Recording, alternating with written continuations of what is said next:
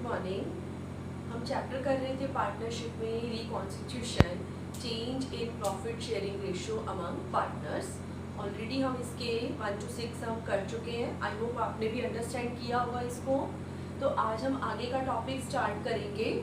जैसा कि आप बुक में भी देख सकते हैं, पेज नंबर 3.10।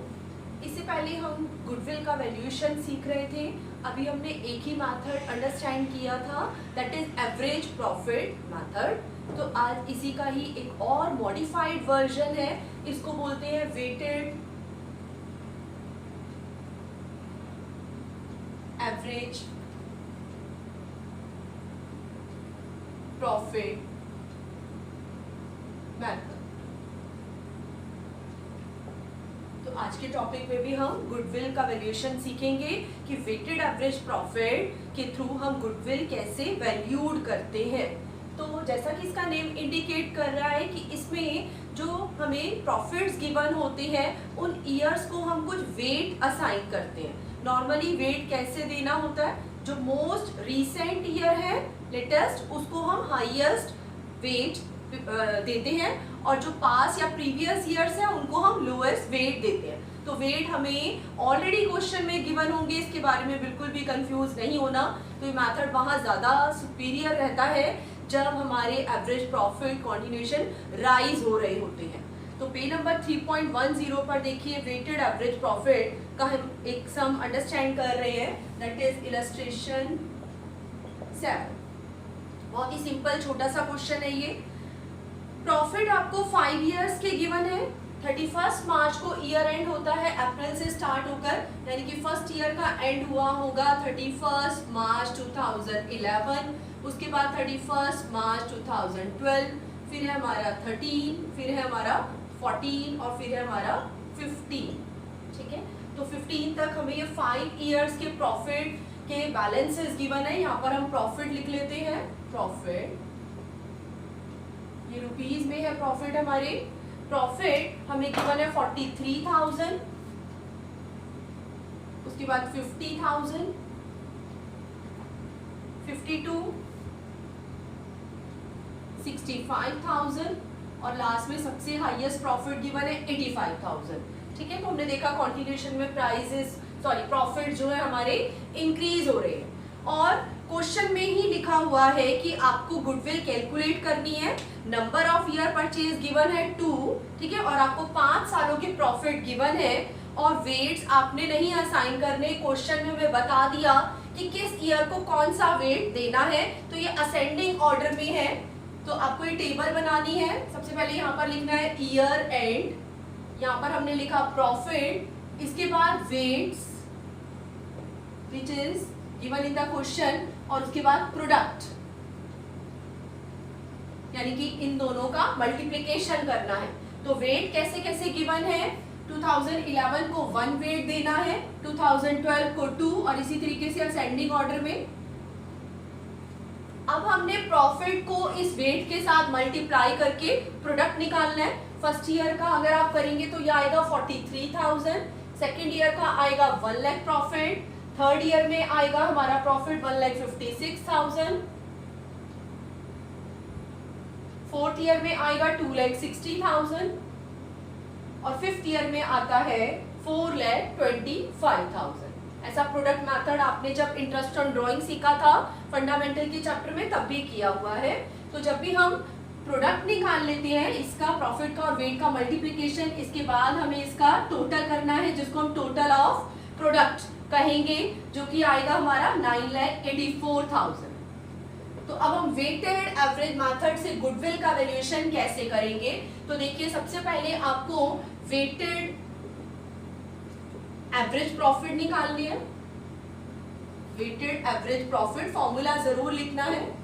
फॉर्मूला है हमारा टोटल ऑफ प्रोडक्ट अपॉन में नंबर ऑफ वेट्स। ठीक है, यहाँ वेट का समेशन करना है या टोटल करना है। अगर आपने 5 इयर्स ले लिए, 5 से डिवाइड कर दिया तो रॉन्ग हो जाएगा। फॉर्मूला है ये total of product upon summation of weight, यानी कि वेट का टोटल। तो जब आप वेट का टोटल करेंगे 1 + 2 + 3 + 4 + 5, तो ये आएगा 15। तो आपने टोटल ऑफ प्रोडक्ट 9,84,000 को 15 से डिवाइड करना। ठीक है, 15 से जब आप डिवाइड करेंगे तो आपके एवरेज प्रॉफिट आते हैं 65,600। तो ये हमारे वेटेड एवरेज प्रॉफिट है एनुअल, यानी एक साल की कह सकते हो। अब हमारी गुडविल क्या होगी, इस मेथड से हम गुडविल कैलकुलेट करेंगे। जो हमारा वेटेड एवरेज प्रॉफिट अभी भी आया multiplied by number of year purchase. Number of year purchase question में गिवन है 2, तो वेटेड एवरेज प्रॉफिट 65,600 इंटू 2 कर देंगे बच्चों, तो जो भी है 1,31,200 ये हमारी गुडविल की वैल्यू आएगी। तो ये हमारा एवरेज प्रॉफिट मेथड के अंदर ही आता है, उसी का ही थोड़ा मॉडिफाइड वर्जन है ये वेटेड एवरेज प्रॉफिट। तो अब हम इलस्ट्रेशन 8 पर आते हैं। ये भी वेटेड एवरेज प्रॉफिट मेथड का ही सम है। सम को अंडरस्टैंड करेंगे, पेज नंबर 3.11 पर है। गुडविल आपको वैल्यूड करनी है 3 ईयर परचेजेस, क्वेश्चन में गिवन है, इसका यूज बाद में होगा। और आपको क्वेश्चन में वेट्स भी गिवन है असेंडिंग ऑर्डर में 1 2 3 4 और 4 इयर्स के प्रॉफिट है। तो जैसा हमने पिछले इलस्ट्रेशन में सीखा, एकदम हम वेट से मल्टीप्लाई नहीं करेंगे बिकॉज इस सम में 3 एडजस्टमेंट भी है। तो हमारे जो प्रॉफिट है गुडविल वैल्यूएशन के लिए वो बहुत जरूरी है कि वो एडजस्टेड हो। तो एडजस्ट कैसे करना होता है, इसके लिए आपने पहले सीखा हुआ है कि जब भी कोई एबनॉर्मल लॉस अगर प्रॉफिट में डिडक्ट हो गया था तो उसको ऐड बैक करना है। ऐसे ही एबनॉर्मल गेन या इनकम प्रॉफिट में इंक्लूडेड है तो उससे प्रॉफिट बढ़ गया था, गुडविल वैल्यूएशन के लिए उसको माइनस करना है। नॉर्मल एक्सपेंस अगर कोई डिडक्ट होना चाहिए था, नॉर्मल यानी रेवेन्यू नेचर का, पर लेस ही नहीं हुआ तो उसको लेस करना है। ऐसे ही कोई नॉर्मल इनकम प्रॉफिट में आने से रह गई थी तो उसको ऐड बैक करना। तो इसको आप प्लीज नोट कर लीजिएगा, ठीक है, और अच्छे से इसको रिवाइज भी करना है। तो इलस्ट्रेशन 8 में कुछ एडजस्टमेंट भी है, तो चलिए और अब हम इसको वेटेड एवरेज मेथड से ही निकालेंगे, weighted average profit method. Question में आपको 4 इयर्स गिवन है। फर्स्ट ईयर का एंड हुआ है 31 मार्च 2012। सारी ईयर 1 अप्रैल से स्टार्ट होते हैं और 31 मार्च को एंड होंगे। ये हमारा सेकेंड ईयर है, 31 मार्च 14 हमारा थर्ड ईयर है और 31 मार्च 15 हमारा लास्ट 4 ईयर। तो हमें 4 सालों के प्रॉफिट गिवन है। यहाँ पर हम प्रॉफिट लिख देते हैं जो कि क्वेश्चन में ऑलरेडी गिवन है। फर्स्ट ईयर में जो प्रॉफिट हमें गिवन है वो है 20,200। सेकेंड ईयर में प्रॉफिट गिवन है हमें 24,800। थर्ड ईयर में प्रॉफिट गिवन है 20,000 और फोर्थ ईयर में प्रॉफिट हमें गिवन है 30,000। तो इसी को ही हमने अभी 1 2 3 4 वेट से मल्टीप्लाई नहीं करना। सबसे पहले ये जो प्रॉफिट गिवन है इसको एडजस्टेड प्रॉफिट में इनके थ्रू एडजस्ट करना है। तो एडजस्टमेंट पर आते हैं। On a scrutiny of the accounts की जब जांच पड़ताल छानबीन की गई तो पता चला, फर्स्ट पॉइंट पढ़ रही हूं मैं, 1 दिसंबर 2013। 1 दिसंबर 2013 सबसे पहले देखना है किस ईयर में आएगी इन चारों में से। तो हम कह सकते हैं कि 1 दिसंबर 2013 यहाँ पर आएगा, क्योंकि बच्चों ये वाला ईयर स्टार्ट हुआ होगा 1 अप्रैल 13 से और एंड होगा 31 मार्च 14, यानी साल शुरू होने के 8 मंथ्स बाद या खत्म होने से 4 मंथ्स पहले 1 दिसंबर 13 आती है। तो 1 दिसंबर 13 को हुआ क्या, हमने एक मेजर रिपेयर करवाई है प्लांट की। बच्चों मेजर वर्ड है जो उसको सर्कल में कर लेना। माइनर रिपेयर आपको पता है होती रहती है, वो रेवेन्यू नेचर का एक्सपेंस है, वो P&L में आता है। लेकिन मेजर रिपेयर यानी कैपिटल नेचर का एक्सपेंडिचर है जो कि P&L में नहीं आता। मेजर रिपेयर से अगर कोई है डेबिट होना चाहिए तो वो प्लांट अकाउंट डेबिट, ठीक है, major word is mention here, तो इस पर ध्यान देना है। ये कैपिटल नेचर का एक्सपेंडिचर था, इसलिए बैलेंस शीट में एज एन एसेट शो होना था और इस पर डेप्रिसिएशन भी लगना था। लेकिन हमने क्या किया, हम जब इस ईयर के अकाउंट्स बना रहे थे तो हमने P&L में इस रिपेयर के एक्सपेंसेस को ले लिया माइनर समझते हुए, ठीक है, मेजर को माइनर मान लिया और you can see capital nature के एक्सपेंडिचर को रेवेन्यू नेचर ट्रीट कर लिया, ठीक है। लिखा हुआ है incurring 6,000 which amount was charge to revenue. तो आपको पता है रेवेन्यू नेचर के सारे एक्सपेंसेस यहाँ जाते हैं, तो हमने इसको माइनर रिपेयर मान लिया और 6,000 यूं ही P&L में से चार्ज हो गए और यू कैन से डेबिट हो गए, प्रॉफिट हो गया कम। ये खर्चा यहाँ आना ही नहीं था। पर हमने एक्सपेंसेस दिखा दिया तो प्रॉफिट पर क्या इफेक्ट हुआ होगा, नेट प्रॉफिट हमारे कम रह गए, पर ये सारा रॉन्ग था। तो अब जब हमें हमारी एरर पता चल गई है फॉर गुडविल वैल्यूएशन, हम इस ईयर के प्रॉफिट को रेक्टिफाई करेंगे, एडजस्ट करेंगे। तो नेट प्रॉफिट क्योंकि गलती से कम रह गए हैं तो इस ईयर में प्रॉफिट ऐड बैक कराना है कि मेजर रिपेयर हुई है, या आप लिख सकते हो कि capital expenditure treated as revenue expenditure. तो 6000 हमने यहाँ पर प्लस कर दी। उसके बाद इसी पॉइंट पर फिर से वापस आएंगे, the paid sum is agreed to be capitalised for goodwill calculation subject to adjustment of depreciation at the rate of 10% per annum, reducing balance method है, डिमिनिशिंग जिसको हम बोलते हैं। यानी कि जब ये एसेट खरीदी गई है या कह लो मेजर रिपेयर करवाई गई है तो इस ईयर में और इस ईयर में इसका इफेक्ट होगा। जब जितने भी ईयर्स आपको गिवन है तो आपने डेप्रिसिएशन लेस करना था, P&L में यहाँ डेप्रिसिएशन आना था, वो आया नहीं, तो अब हम लगा देंगे डेप्रिसिएशन। ये जो रिपेयर कराई गई है, date is very very important, 6000 पर पहली बार जब आप डेप्रिसिएशन लेंगे 10% से तो 4 मंथ्स का लेंगे, दिसंबर, जनवरी, फरवरी, मार्च, यहाँ से लेके यहाँ तक का। तो जब आप 4 मंथ्स का डेप्रिसिएशन निकालेंगे तो वो आपका आएगा 200 रुपीज। मैं ब्रैकेट में कर देती हूँ ताकि ये पता चल जाए कि ये लेस की आइटम है। ऐसे ही इसका इफेक्ट नेक्स्ट ईयर में भी आएगा। 6000 की एसेट 200 से डेप्रिशिएट हो गई तो अगले साल उसका क्या ब्रॉट डाउन वैल्यू बचा, 5800। नेक्स्ट ईयर में ये अप्रैल टू मार्च 14-15 अप्रैल टू मार्च पूरा ईयर यूज हुई है तो 5800 पे 10% से 580 डेप्रिसिएशन आपको यहाँ पर भी लेस करना है। तो इस तरीके से हम पॉइंट को ठीक करेंगे। नेक्स्ट पॉइंट पर आएंगे, क्लोजिंग स्टॉक। कौन से ईयर की बात हो रही है, 31 मार्च 13, तो आप देख सकते हैं यहाँ पर आए, ठीक है। क्लोजिंग स्टॉक इस वाले ईयर एंड में 2400 रुपीज से ओवर वैल्यूड हो गया। ओवर वैल्यूड मतलब उसकी वैल्यू ज्यादा लग गई है। तो बच्चों आप जैसे ट्रेडिंग P&L बनाते थे 11 में भी, ठीक है, आपको मालूम है क्लोजिंग स्टॉक कहाँ आता है, यहाँ सेल के नीचे आता है, ठीक है। इधर opening stock, purchases, direct expenses लेते हो, GP आता है, और P&L इसी के नीचे NP आता है। तो हम सीधा सा एक लिंक या इनका जो रिलेशन है वो निकाल लेते हैं। क्लोजिंग स्टॉक जितना यहाँ ज्यादा होगा, क्रेडिट की आइटम जितनी ज्यादा होंगी उतना यहाँ ग्रॉस प्रॉफिट भी ज्यादा आएगा, और ग्रॉस प्रॉफिट जितना ज्यादा आएगा उतना ही हमारा नेट प्रॉफिट भी ज्यादा आएगा। तो आप इनका रिलेशन कहीं लिख लेना कि क्लोजिंग स्टॉक का हमारे नेट प्रॉफिट के साथ डायरेक्ट रिलेशन होता है। क्लोजिंग स्टॉक ज्यादा हो जाएंगे इधर तो हमारे नेट प्रॉफिट भी ज्यादा हो जाएंगे। ऐसे ही क्लोजिंग स्टॉक अगर कम रह गया तो नेट प्रॉफिट भी कम रह गया, ठीक है।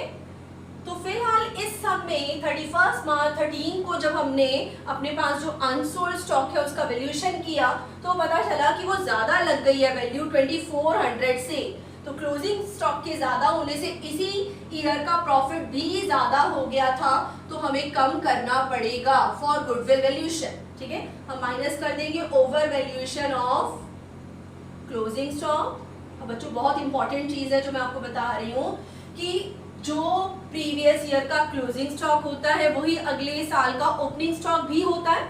तो इस गलती का इफेक्ट सिर्फ इस ईयर में ही नहीं अगले साल पर भी आएगा, यानी 2 ईयर्स को इफेक्ट करेगा। जो 31 मार्च 13 का क्लोजिंग स्टॉक है ईयर एंड का, वही अगला साल 1 अप्रैल 13 का ओपनिंग स्टॉक है, ठीक है। तो जैसे हमने P&L पर क्लोजिंग का इफेक्ट देखा, अब मैं आपको ओपनिंग का इफेक्ट बताती हूँ। क्लोजिंग ज्यादा लग गया तो ऑब्वियसली ओपनिंग भी ज्यादा हो गया, और ओपनिंग कहाँ आता है आपको अच्छे से मालूम है, यहाँ आता है। ओपनिंग हो गया ज्यादा, ठीक है। बाकी चीजें आप जैसे भी लेते हैं, ओपनिंग जितना ज्यादा होगा नीचे हमारी ग्रॉस प्रॉफिट कम होते जाएंगे, ठीक है। ओपनिंग स्टॉक का हमारी ग्रॉस प्रॉफिट और you can say net profit के साथ इनवर्स रिलेशन होता है। ओपनिंग जितना ज्यादा उतना ही नेट प्रॉफिट कम। तो एक रिलेशन मैंने ये लिखा, एक रिलेशन मैं और लिख रही हूँ, इसको भी प्लीज आप नोट डाउन कर लेना।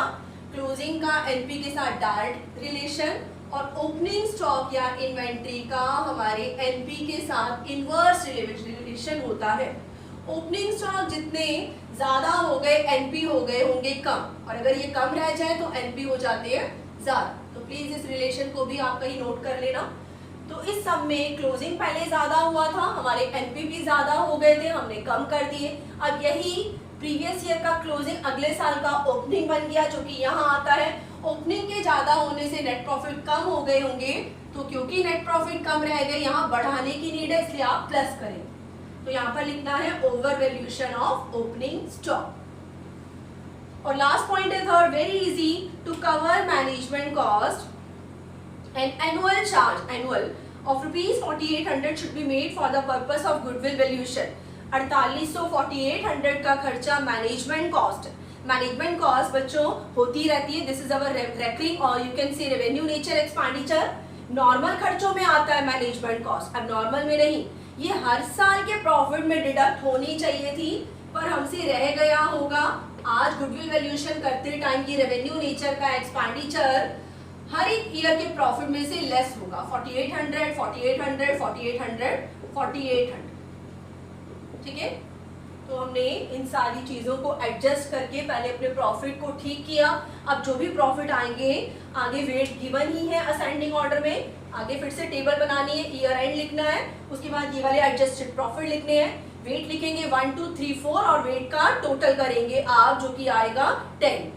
उसके बाद प्रॉफिट को वेट के साथ मल्टीप्लाई करके प्रोडक्ट निकालेंगे, प्रोडक्ट का टोटल करेंगे, total of product divided by total of weight. तो जो आएंगे वो हमारे वेटेड एवरेज प्रॉफिट आएंगे, उसको नंबर ऑफ ईयर परचेज से मल्टीप्लाई भी करना है, तो हमारी गुडविल आ जाएगी। नेक्स्ट सम पर आते हैं हम, इलस्ट्रेशन नंबर 9।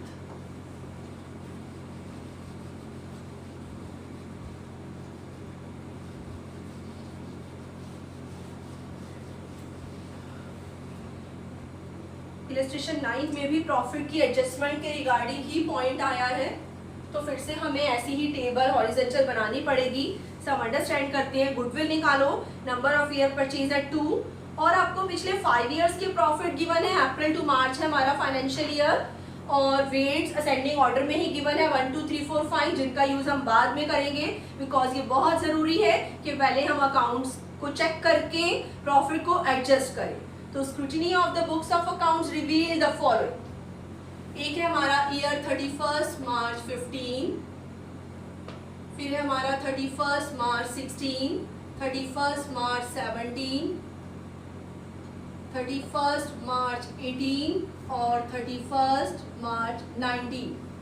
तो यहाँ पर हमें 5 इयर्स के प्रॉफिट गिवन है। प्रॉफिट्स लिख देते हैं अब हम। पहले है प्रॉफिट 36,000,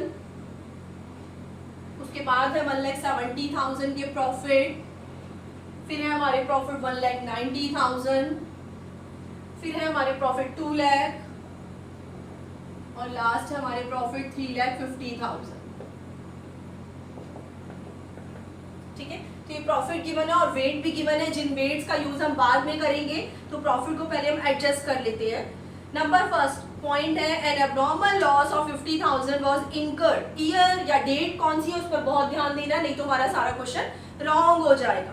31 मार्च 15 की बात हो रही है, यानी यहाँ पर जब इस ईयर के प्रॉफिट पीएनएल के थ्रू हमने निकाले थे 36,000, तो बाद में पता चला कि इसमें एक एब्नॉर्मल लॉस डिडक्ट हो गया था, इससे प्रॉफिट हो गए थे कम।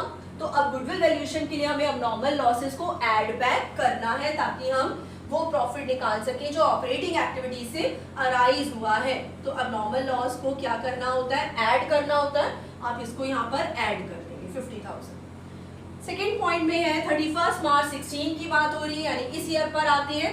इस वाले ईयर में प्रॉफिट में एब्नॉर्मल गेन इंक्लूडेड है, कितने, 30,000। एब्नॉर्मल गेन अगर इंक्लूडेड है तो प्रॉफिट ज्यादा हो गए थे, इसलिए प्रॉफिट में से अब क्या करना है, फॉर गुडविल वैल्यूएशन लेस कर देंगे। Third point very very important, इस पर आते हैं। अभी हमने सीखा भी था, पर ये उसका रिवर्स है, उल्टा है। पिछले सम में हमने एक कैपिटल नेचर के एक्सपेंडिचर को, प्लान डेबिट होना था, हमने रेवेन्यू ट्रीट कर लिया। यहाँ पर बच्चों रेवेन्यू नेचर का एक्सपेंडिचर है और हमने कैपिटल ट्रीट कर लिया है। तो पॉइंट वही है, सिर्फ आपको इनकी टर्म्स पर ध्यान देना है। कार की रिपेयर करवाई है 40,000, ठीक है। तो नॉर्मली कार की रिपेयर, बिजनेस की कार है, P&L में डेबिट साइड पर आना चाहिए था, to repair to car. 40,000 normal expenditure था, रेवेन्यू नेचर का एक्सपेंडिचर था, ठीक है। P&L में खर्चा बन के आना ही चाहिए था, इसको तो डेबिट किया नहीं, हमने एक separate head vehicles account debit कर दिया बैलेंस शीट में, इसको एसेट मान लिया, माइनर खर्चा था मेजर मान लिया, और you can say revenue nature का था कैपिटल ट्रीट कर लिया। P&L में ये खर्चा आया ही नहीं और हम ले गए बैलेंस शीट के अंदर, वहां पर एसेट बना दिया। तो अब यहाँ पर 40,000 का जो रिपेयर का खर्चा यहाँ पर आया ही नहीं है, तो इससे नेट प्रॉफिट पर क्या इफेक्ट हुआ होगा, नेट प्रॉफिट हमारे बढ़ गए होंगे। तो गुडविल वैल्यूएशन के लिए आपने प्रॉफिट में से इसको क्या करना है, लेस करना है। तो जैसा कि आप देख सकते हैं कि 40,000 को, ये किस ईयर की बात हो रही है, 1 जनवरी 2018 की बात हो रही है। तो 1 जनवरी 2018 31 मार्च 18 से पहले यहाँ पर आएगा, यानी कि ईयर स्टार्ट होने के 9 मंथ्स बाद, और यू कैन से खत्म होने के 3 मंथ्स पहले। तो 40,000 का खर्चा यहाँ पर आया ही नहीं, इससे प्रॉफिट हमारे बढ़ गए होंगे, बट अब हमें पता चल गया है, इसलिए 40,000 वापस लेस करना है, बिकॉज ये प्रॉफिट में से लेस होना ही चाहिए था। तो आगे का पॉइंट बच्चों सेम ऐसा ही है, कर लेंगे हम इसको। नेक्स्ट सम पर आते हैं। अभी हमने एवरेज प्रॉफिट मेथड और वेटेड एवरेज प्रॉफिट के 2-3 सम किए हैं, इलस्ट्रेशन 9 तक हो चुका है। अगला सेकंड मेथड है गुडविल का, क्योंकि वेटेड एवरेज भी एवरेज प्रॉफिट मेथड फर्स्ट वाले का ही पार्ट है, ठीक है, उसी का ही मॉडिफाइड वर्जन है। अब हम सेकंड मेथड सीख रहे हैं गुडविल वैल्यूएशन के लिए, और इसका नाम है सुपर प्रॉफिट मेथड। बहुत इजी है ये भी। सुपर का मतलब होता है एक्सेस। तो इसके लिए भी गुडविल निकालने के कुछ स्टेप्स हैं जिसको हम फॉलो करेंगे। तो सबसे पहले हम इसके फॉर्मूले के स्टेप्स देखते हैं क्या क्या है। सबसे पहले आपको जितने भी सालों के प्रॉफिट गिवन है, 5 ईयर्स 7 ईयर्स, वो सारे प्रॉफिट का करना है टोटल। कोई लॉस है तो डिडक्ट करना है और वो एडजस्टेड होने चाहिए। उसके बाद एवरेज प्रॉफिट आपको मालूम है कैसे निकालते हैं। एवरेज प्रॉफिट आप निकालते हो, जितने भी टोटल प्रॉफिट है उसको डिवाइड कर देती है नंबर ऑफ ईयर्स से। जितने साल है, 5 साल है तो 5 से डिवाइड करोगे, 7 साल है तो 7 से डिवाइड करोगे, ये आपके एवरेज प्रॉफिट है। अब हम बात करेंगे सुपर प्रॉफिट की। तो सुपर प्रॉफिट से पहले आपको एक और स्टेप करना होता है नॉर्मल प्रॉफिट,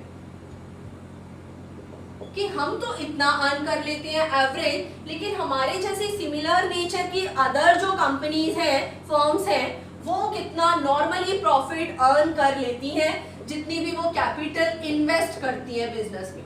ये हमारा फॉर्मूला है नॉर्मल प्रॉफिट निकालने का, capital invested into rate. Rate बच्चों आपको क्वेश्चन में गिवन होगा, ठीक है, 10% 15% कुछ भी हो सकता है। रेट अपॉन 100 करना है। कैपिटल इन्वेस्टेड को कैपिटल एम्प्लॉयड भी बोलते हैं, ठीक है, कि पार्टनर्स का जितना भी इंटरनल फंड जिसमें कैपिटल रिजर्व सब कुछ आता है, ये आपको कुछ क्वेश्चन में क्लियरली गिवन होगा। अब हमेशा ही जो हमारे एवरेज प्रॉफिट होंगे वो ज्यादा होंगे किससे, नॉर्मल प्रॉफिट से, तभी गुडविल आएगी, क्योंकि इन दोनों का एक्सेस ही हमारा सुपर प्रॉफिट कहलाता है। कि नॉर्मल हमारे जैसी अदर फर्म तो इतना अर्न करती है, पर हम कहीं ज्यादा अर्न कर पा रहे हैं, यही हमारी फर्म की रेपुटेशन है। तो super profit average minus normal होता है। अब गुडविल कैसे निकालनी है, गुडविल का फॉर्मूला सुपर प्रॉफिट जो अभी अभी आपने निकाला into number of year purchase, question में गिवन होंगे सेम जैसे एवरेज प्रॉफिट में गिवन थे। नंबर ऑफ ईयर परचेज का यूज आपको यहाँ करना है। तो आपकी ये 4 स्टेप में बच्चों गुडविल आए। तो सम पर आते हैं, इलस्ट्रेशन नंबर 10। बहुत ही इजी क्वेश्चन है। क्वेश्चन में आपको लास्ट 7 ईयर्स के प्रॉफिट गिवन है, तो 7 ईयर्स के प्रॉफिट सबका पहले हमें टोटल करना है। जैसे 20,000, कोई लॉस आ जाए तो लेस कर देंगे, ठीक है। 2011 में लॉस है, ऐसे ही 2010 में भी लॉस है, दो लॉसेस है, सारे प्रॉफिट ऐड कर लेना और ये 2 ईयर्स के लॉस लेस कर लेना। तो आपको टोटल प्रॉफिट मिलेगा 10,50,000। आपको पहले स्टेप लिखना है यानी फॉर्मूला, और फिर उसका अमाउंट लिखना है, ठीक है। उसके बाद एवरेज निकालेंगे, एवरेज प्रॉफिट का फॉर्मूला लिखेंगे। अब एवरेज प्रॉफिट होते क्या है, ये अभी अभी जो आपने 10,50,000 टोटल प्रॉफिट निकाले थे, कितने साल के थे, 7 ईयर्स के थे। इसको 7 से हमें डिवाइड करना है कि हम एवरेज प्रॉफिट निकाल लेंगे 1,50,000, कि हम इतना ऑन एन एवरेज अर्न कर लेते हैं। लेकिन नॉर्मल प्रॉफिट क्या है हमारे जैसे ही बिजनेस के, अगर हम कैपिटल बिजनेस में इन्वेस्ट करते हैं 12 लाख, मैं यहाँ कर रही हूँ 12 लाख की कैपिटल इन्वेस्ट करते हैं और रेट क्वेश्चन में गिवन है 10%। नॉर्मली सभी 12 लाख रुपए लगाकर 10% तो अर्न कर ही लेते हैं, तो 1,20,000 नॉर्मल प्रॉफिट है, पर हम कहीं ज्यादा अर्न कर पाए हैं, तो 1,50,000 एवरेज प्रॉफिट है हमारे। इसमें से 1,20,000 नॉर्मल प्रॉफिट, आपको अभी बताया कि नॉर्मल हमेशा कम होंगे, एवरेज हमेशा ज्यादा ही होंगे, तो इन दोनों का डिफरेंस 30,000 हमने ज्यादा एक्स्ट्रा अर्न किया है। और नंबर ऑफ ईयर परचेज 2.5 ढाई दे रखा है क्वेश्चन में, तो 30,000 इंटू 2.5 से मल्टीप्लाई करेंगे, 75,000 हमारी गुडविल होगी। नेक्स्ट सम पर आते हैं इलस्ट्रेशन 11 पर, और इसमें बच्चों हमसे सुपर प्रॉफिट मेथड से ही गुडविल कैलकुलेट करने के लिए बोला है। तो यही चारों जो स्टेप्स हैं इनको हमने फॉलो करना है। सबसे पहले टोटल प्रॉफिट निकालना है, उसके बाद एवरेज निकालना है, उसके बाद एवरेज और नॉर्मल का डिफरेंस करते हुए सुपर, और फोर्थ स्टेप होगा हमारा super profit into number of year purchase. Question में प्रॉफिट एवरेज गिवन है, एवरेज प्रॉफिट 70,000, यानी टोटल प्रॉफिट नहीं गिवन है, ठीक है, तो हम इसका कुछ नहीं करेंगे, अच्छी बात है, हमने सीधे ही एवरेज दे दिया, कितना 70,000, ठीक है। टोटल होते तो हमें उसका टोटल करके फिर नंबर ऑफ ईयर से डिवाइड भी करना था। आपको एवरेज करके दे दिया है कि एक साल में ऑन एन एवरेज आप 70,000 प्रॉफिट अर्न कर लेते हो, लेकिन आपको मैंने बताया कि गुडविल वैल्यूएशन के लिए सभी प्रॉफिट एडजस्टेड होने चाहिए। कुछ भी ये पॉइंट अगर आ जाए तो इनको जरूर चेक कर। तो यहाँ पर पॉइंट आ गया है कि हमारे इस प्रॉफिट में एक एबनॉर्मल प्रॉफिट 5,000 का इंक्लूड है, तो अबनॉर्मल प्रॉफिट या अबनॉर्मल गेन 5,000, ये जो इनकम है अबनॉर्मल है, ऑपरेटिंग एक्टिविटीज से अराइज नहीं हुई है, तो इसको हमें माइनस करना होगा सो दैट हम एक्चुअल एवरेज प्रॉफिट जान सकें। ये आएंगे 65,000, ठीक है। तो अगर आपने इसका यूज नहीं किया, इसको लेस नहीं किया, तो सारा रॉन्ग हो जाएगा। प्रॉफिट को हमने पहले इनके अकॉर्डिंगली एडजस्ट करना है। आगे क्वेश्चन बहुत ही सिंपल है, कैपिटल इन्वेस्टेड है 5,50,000। आपको पता है नॉर्मल प्रॉफिट कैसे निकालते हैं, कैपिटल इन्वेस्टेड 5,50,000 इनटू में rate of return which is given in the question 10%, 10/100 करेंगे, 55,000 आएगा। तो आप देख सकते हैं कि एवरेज प्रॉफिट ज्यादा है नॉर्मल प्रॉफिट से, दोनों का डिफरेंस 10,000 हमने एक्सेस अर्न किया, और इसको नंबर ऑफ ईयर परचेज 4 से मल्टीप्लाई कर देंगे तो आपकी गुडविल आ जाएगी।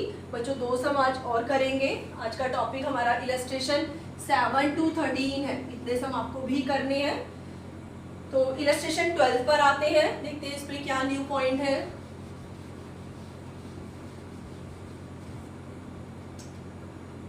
Illustration 12, average net profit given है 36,000। हम यहाँ पर लिखेंगे टोटल प्रॉफिट कितने थे, कितने सालों के थे, जानने की जरूरत नहीं है, आपको पहले ही एवरेज दे दिया 36,000, यानी ऑन एन एवरेज हम एक साल में इतना अर्न कर लेते हैं। सुपर प्रॉफिट मेथड का समय, यानी आपको नॉर्मल प्रॉफिट भी चाहिए। एवरेज कैपिटल एम्प्लॉयड, ये वही कैपिटल इन्वेस्टेड होती है, कैपिटल इन्वेस्टेड जिसके थ्रू हम नॉर्मल प्रॉफिट निकालते हैं। कैपिटल इन्वेस्टेड का फॉर्मूला, नॉर्मल प्रॉफिट निकालने का फॉर्मूला होता है capital invested into rate upon 100, 2 lakh divide into 10/100 करेंगे, 20,000 आपके नॉर्मल प्रॉफिट आए, ये आपके एवरेज प्रॉफिट थे। बट एक पॉइंट और गिवन है कि जितने भी पार्टनर्स थे मिनिमम 2 होंगे, ठीक है, और हमें नहीं बताया कितने पार्टनर्स थे, उन सबका टोटल रेम्युनरेशन सैलरी का खर्चा 6,000 दे दिया, जो कि इस प्रॉफिट में से डिडक्ट नहीं हुआ था। तभी यहाँ दिया हुआ है कि इसकी एडजस्टमेंट करो कि आपको कोई भी नॉर्मल एक्सपेंसेस अगर प्रॉफिट में डिडक्ट होने से रह गया है तो उसको जरूर लेस करना है, माइनस कर देंगे नॉर्मल एक्सपेंडिचर, ठीक है। अब नॉर्मल चीज कोई भी नहीं आई, लेकिन एक नॉर्मल एक्सपेंस पार्टनर का रेम्युनरेशन P&L में से डेबिट होना चाहिए था, हमने प्रॉफिट में से घटाया ही नहीं, प्रॉफिट ज्यादा हो गए होंगे ना, तो अब लेस कर देंगे, तो आपको एवरेज प्रॉफिट 30,000 लेने हैं। This is our actual average profit, ठीक है, 36 नहीं लेना अब। तो 30 और 20 का डिफरेंस करेंगे, 10,000 आपके super profit multiplied by number of year purchase which is given in the question 2, तो 20,000 आपकी गुडविल आएगी। लास्ट सम थोड़ा सा ही पॉइंट है इसमें, बाकी बहुत इजी सम है। अभी तक हर क्वेश्चन में आप सुपर प्रॉफिट की हेल्प से गुडविल निकाल रहे थे, लेकिन इस इलस्ट्रेशन, आज का जो टॉपिक है हम लास्ट कर रहे हैं इलस्ट्रेशन 13, इसमें बच्चों कैपिटल एम्प्लॉयड निकालनी है, वो नहीं गिवन। गुडविल आपको गिवन है, एवरेज प्रॉफिट भी गिवन है। देखिए हम लिखते हैं एवरेज प्रॉफिट 80,000 है, ऐसा कोई पॉइंट नहीं है इसमें, तो कुछ भी नहीं करेंगे, यही हमारे this is our actual average profit. Normal rate 10% है और गुडविल भी गिवन है 1 लाख। आपको गुडविल कैलकुलेट नहीं करनी, पहले से ही बता दी, गुडविल 1 लाख आई है और ये सुपर प्रॉफिट मेथड के थ्रू आई है।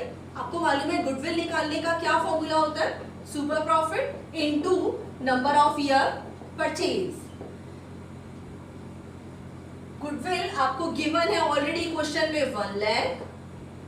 सुपर प्रॉफिट हमें नहीं पता, इसकी जगह सुपर प्रॉफिट ही लिखेंगे और number of year purchases given है 4।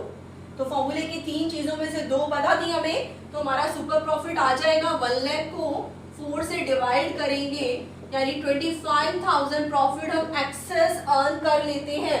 This is our super profit. अब बच्चों अगर average profit minus normal profit super profit होता है, तो इसकी हेल्प से आप फॉर्मूले निकाल सकते हो। तो एवरेज प्रॉफिट आप कह सकते हो सुपर प्लस नॉर्मल होगा, ठीक है, और ऐसे ही नॉर्मल प्रॉफिट क्या होगा, एवरेज माइनस सुपर होगा। तो यहाँ पर क्वेश्चन में आपको नॉर्मल प्रॉफिट पहले निकालना है, बिकॉज एवरेज आपको गिवन था और सुपर भी आपने निकाल लिया, ठीक है। एवरेज प्रॉफिट में से normal profit super profit deduct करेंगे तो आपका नॉर्मल प्रॉफिट आएगा। एवरेज प्रॉफिट 80,000 है, ये ऑलरेडी एडजस्टेड प्रॉफिट है, इसी को ही लेना है। सुपर प्रॉफिट अभी आपने निकाला capital invested divided by number of year purchase 25,000, तो 80 माइनस 25 जब आप करेंगे तो 55,000 आपके नॉर्मल प्रॉफिट आ गए। पहले आपको नॉर्मल प्रॉफिट पर पहुंचना है। अब जो नॉर्मल प्रॉफिट आपको मालूम है निकालती कैसे है, कैपिटल इन्वेस्टेड या capital employed into rate upon 100 करके, ठीक है। पर क्वेश्चन में आपसे ये पूछा है, तो कैपिटल इन्वेस्टेड सीधे से क्या होगी, कैपिटल इन्वेस्टेड के लिए आपको जो नॉर्मल प्रॉफिट है, ठीक है, रिवर्स हो जाएगा, ये 100 अपॉन रेट करना होगा, यानी कैपिटल इन्वेस्टेड का फॉर्मूला हुआ normal profit into 100 upon rate. Normal profit अभी अभी आपने निकाले थे 55,000, 100 ऊपर और रेट 10 जो है नीचे चला जाएगा, यानी कि 5,50,000 इस सब में हुई आपकी कैपिटल एम्प्लॉयड। Thank you.